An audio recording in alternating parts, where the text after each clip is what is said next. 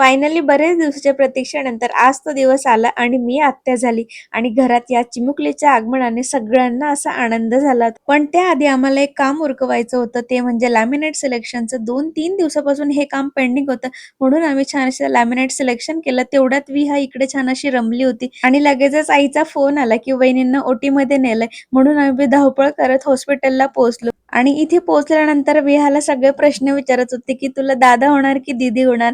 आणि तेवढ्यातच लगेच दादा खूप इमोशनल झाला. ओटी मधून डॉक्टर बाहेर आले आणि आम्हाला कळालं की दादाला मध्ये बोलवलंय. आणि त्यानंतर आम्हाला कळालं की येस, मी आत्या झाली आणि मला छान अशी गोंडस परी भाची झालीये.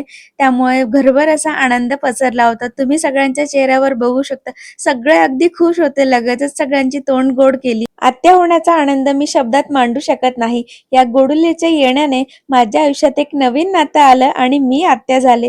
सो या गोडुलीला खूप सारं प्रेम आणि खूप सारे आशीर्वाद.